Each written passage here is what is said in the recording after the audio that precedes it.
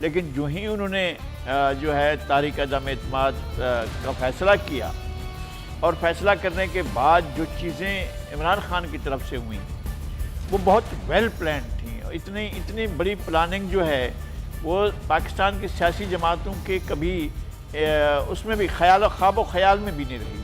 دوسرا یہ ہے کہ ہم نے گراؤنڈ پر جا کر لغاری صاحب دیکھا ہے کہ پیپلز پارٹی کا ووٹر نون لیگ کو ووٹ دینے کے لیے نہیں نکلا، اور جو پیپلز پارٹی کا ووٹر نکلا اس نے جا کے پی ٹی آئی کو ووٹ ڈالا ہے. میں یہی کہہ رہا ہوں، یہ پیپلز پارٹی صدیق جان میں یہ کہہ رہا ہوں میجر غلطیاں ہوئی ہیں پیپلز پارٹی کی، کھل کر بات کر لینی چاہیے. سبسکرائب کریں اور بیل دبائیں تاکہ کوئی خبر رہ نہ جائے.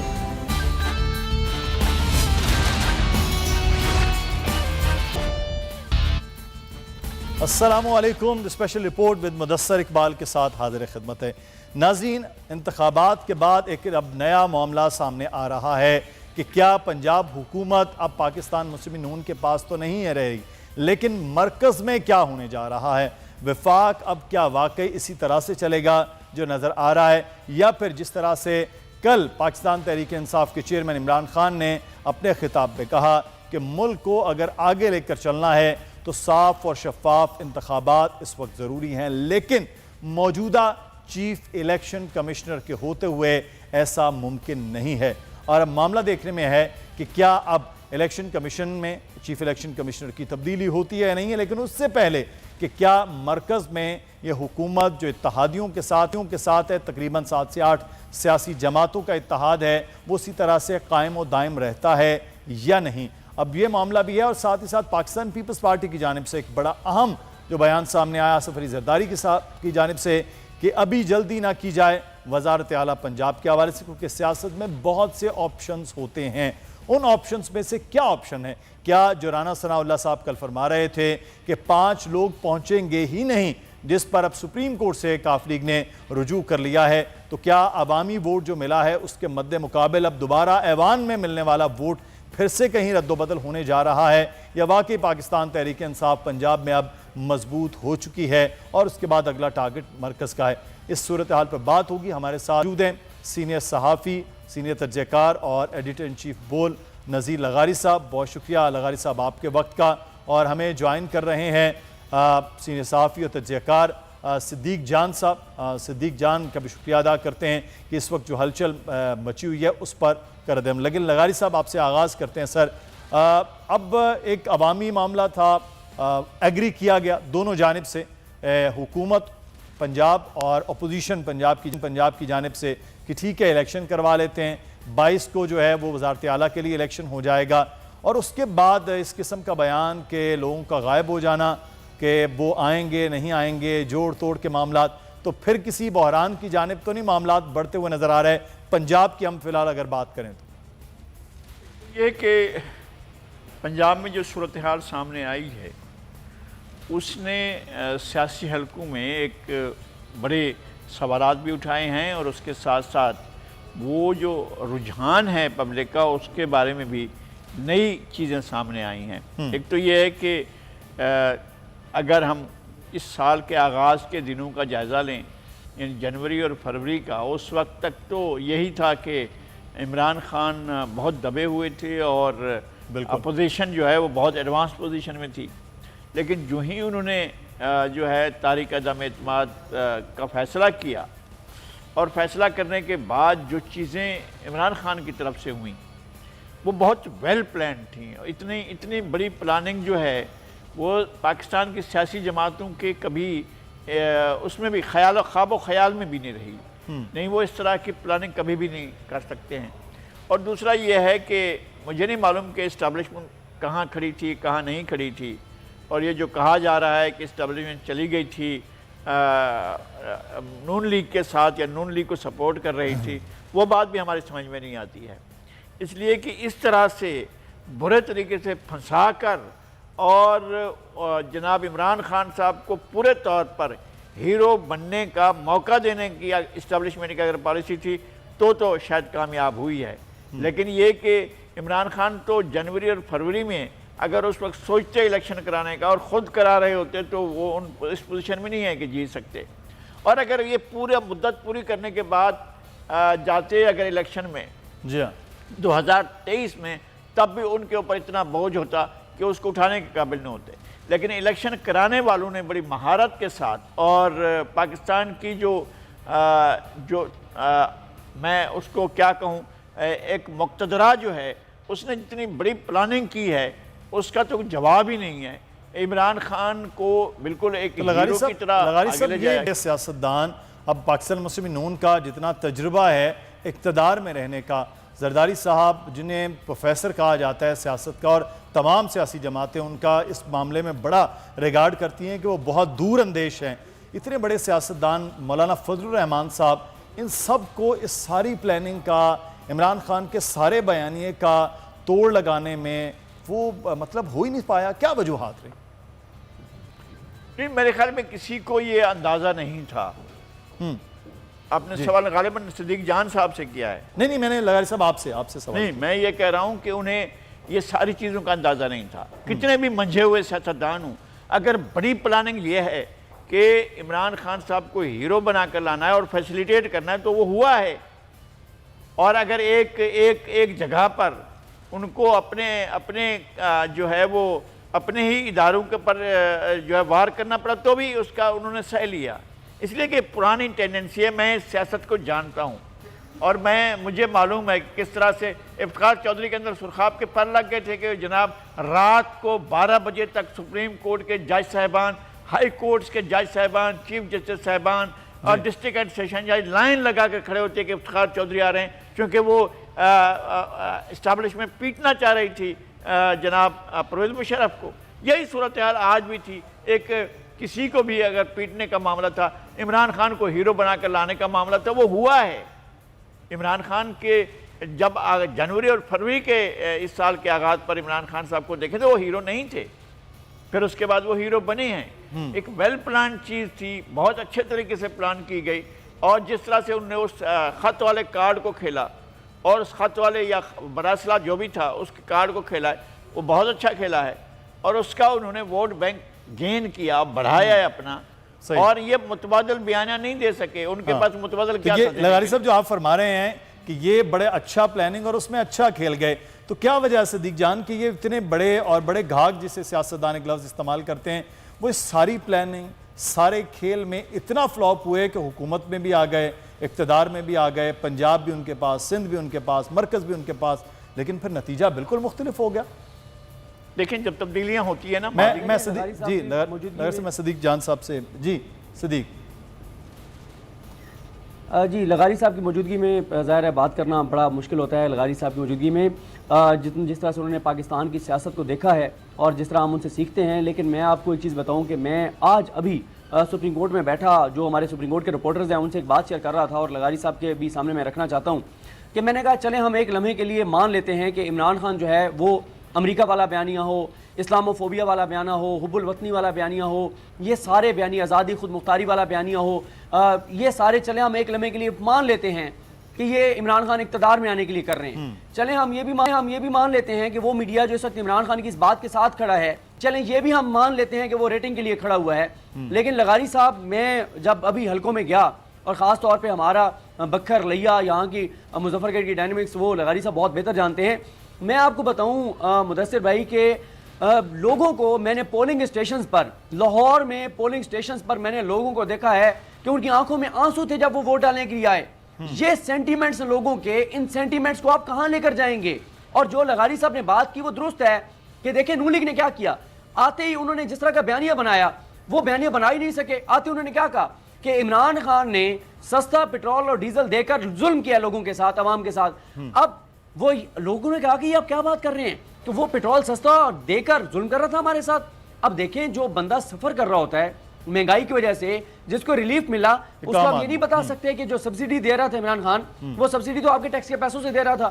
وہ بندہ کہہ رہا تھا کہ مجھے سے نہیں ہے کہ کہاں سے دے رہا تھا، مجھے پیٹرول سستا مل رہا تھا، مجھے ڈیزل سستا مل رہا تھا. دوسرا دیکھیں عمران خان کے بارے میں جو آج تک پرسیپشن بنی ہے، جو کہ اسٹیبلش ہو گئی ہے، دیکھیں فیکٹس میٹر نہیں کرتے، پرسیپشن میٹر کرتی ہے. عمران خان کے بارے میں اسٹیبلشڈ پرسیپشن ہے کہ وہ کرپٹ نہیں ہے. نون لیگ نے سب سے مشکل جو عمران خان کے خلاف چیز تھی وہ سب سے پہلے کرنے کی کوشش کی، توشہ خانہ والی، فرق بی بی والی، جو سب سے مشکل ٹاسک تھا وہ سب سے پہلے انہوں نے اٹھا لیا.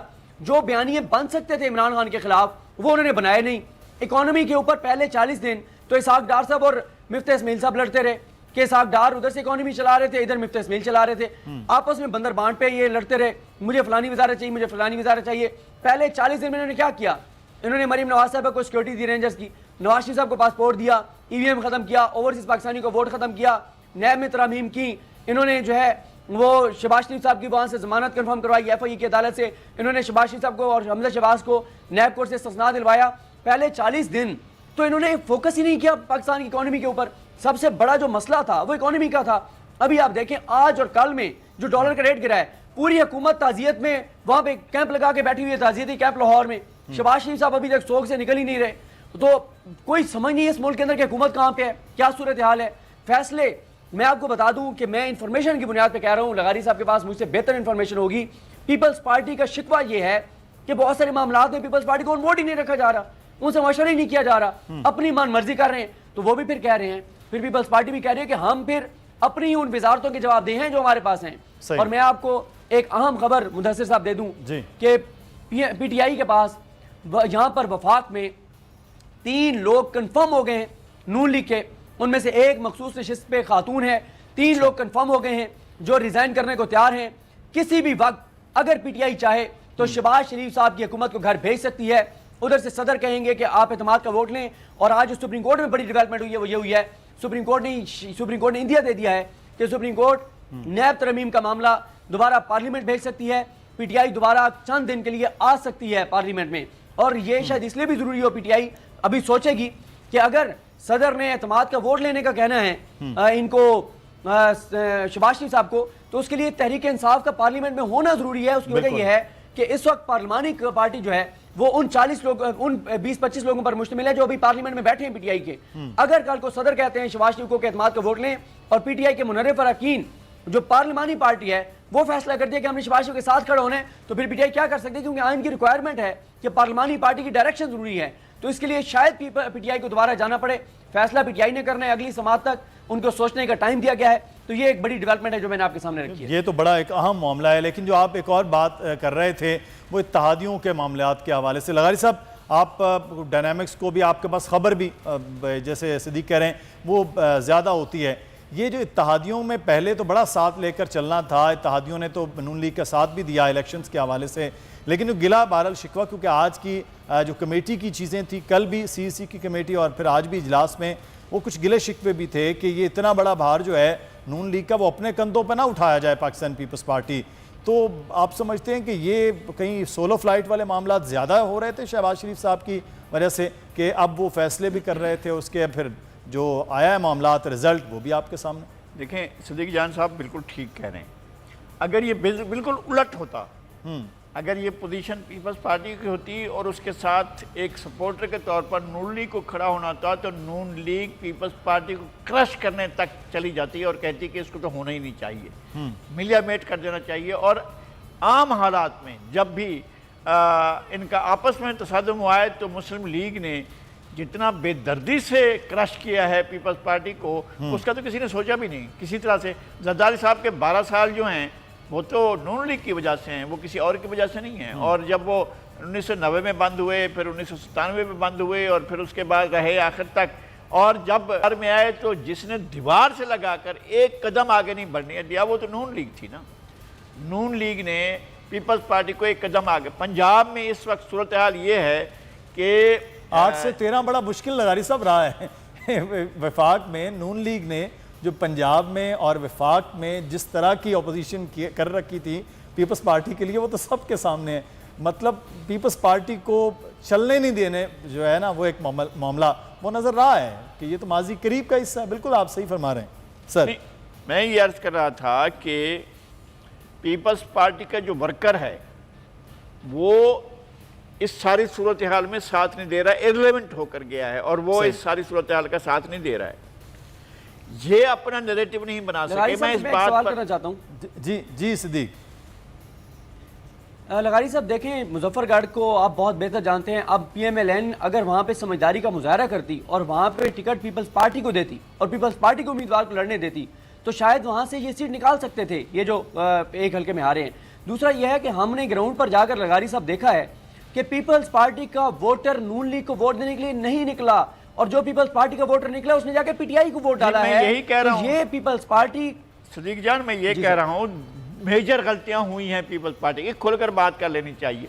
इसलिए कि मखदूम यूसुफ रज़ा गिलानी की जो पिछले 5 साल की या और पीछे करके चले जाए वज़ारत उज़्मा से हटने के बाद की कार्रवाई है, वो पीपल्स पार्टी को आगे नहीं ले गई। वो बहुत से लोगों को पीछे करके वो लेकर आए दोस्त मोहम्मद खोसा को। दोस्त मोहम्मद खोसा ने बाकायदा अपने भाई के लिए काम किया और उन्हें जितवाने के लिए पूरा जोर लगाया उन्होंने। इसी तरह से मुजफ्फरगढ़ की सीट थी, उस पर भी पीपल्स पार्टी के जो वर्कर थे मजबूर थे उनके साथ काम करने के लिए। उन्होंने पीटीआई के लिए, वो पीपल्स पार्टी का वोटर एंटी पीएमएलएन है, वो चाहे वो डेरा गाजी खान में है, चाहे मुजफ्फरगढ़ में है, चाहे वो मुल्तान में है, चाहे कहीं भी है।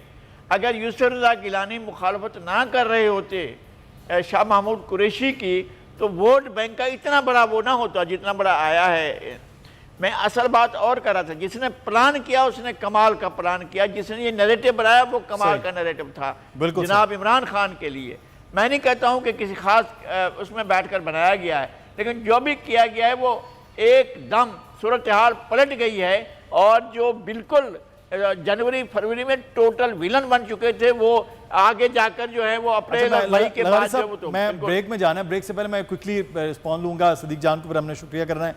सदीक, पंजाब में जो अब बात हो रही है कि अभी भी टाइम है नून लीग के पास, अभी भी चीज़ें, वो कौन सी चीज़ें हैं जो नून लीग अभी उम्मीद लगा के बैठी है?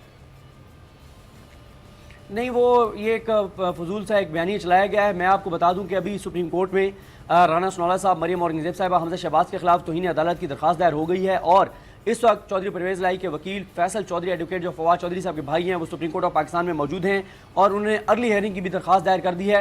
उनकी कोशिश है कि कल समाअत के लिए मुकर्रर हो जाए दरखास्त, और सुप्रीम कोर्ट से हुक्म आ सकता है कि इलेक्शन डे पर 22 तारीख को बिल्कुल उसी तरह से जैसे वफाक में अदम एतमाद के दिन इमरान खान हुकूमत को पाबंद बनाया गया था कि तमाम लोगों को पुरअमन तरीके से आप आने देंगे, उनकी हाजिरी को यकीनी बनाएंगे, कोई टॉर्चर, कोई तशद्दुद, कोई धमकी, कोई धौंस, कोई ये लापता करने वाला, कोई गायब करने वाला, पुलिस इस्तेमाल ये नहीं होगा। यहाँ पर भी उस तरह के अहकामात आ सकते हैं। दूसरी बात यह है कि जब नून लीग खुद कह रही है कि हमने लोटों को टिकट दे के गलत किया, जिस वजह से हम हारे, तो मुझे बताएं कौन अब इस मौके पे नया लोटा बनेगा, कौन मुनहरिफ होगा? और मुदस्सिर साहब, इस वक्त जो इमरान खान की हवा और फिजा चली है, लोग अब इमरान खान के पास आना चाह रहे हैं। मैं आपको बता रहा हूं, एक खातून एमएनए मखसूस निशिस्त की कौमी असम्बली में कल रात फवाद चौधरी साहब को बार बार कहा गया कि आप खान साहब से बात करें, ये आना चाहती है। तो ये हालात हो गए नून लीग के, तो कैसे आपको पीटीआई को छोड़कर नून लीग में आएगा? बिल्कुल, ये एक बड़ा अहम पॉइंट होगा कि अब मरकज़ जो है वो ख़ास पॉइंट है। यहाँ पर अगर लोटों की सूरत हाल ये हो गई है तो कोई भी इस सिचुएशन में इधर से उधर कोई बंदा मुनहरिफ नहीं हो सकता है। बहुत शुक्रिया सदीक जान, हमारे साथ आप मौजूद थे। नज़ीर हमारे साथ मौजूद होंगे। हम ब्रेक पे जा रहे हैं, ब्रेक के बाद वापस आएंगे तो फिर जनूबी पंजाब में रुझान का एक ऐसा इलाका है जहाँ पर आए दिन जो है वो कच्चे के इलाकों में डाकू सरगर्म हो जाते हैं और पुलिस हाथ मलती रह जाती है। ब्रेक के बाद इस सूरत हाल पर बात होगी।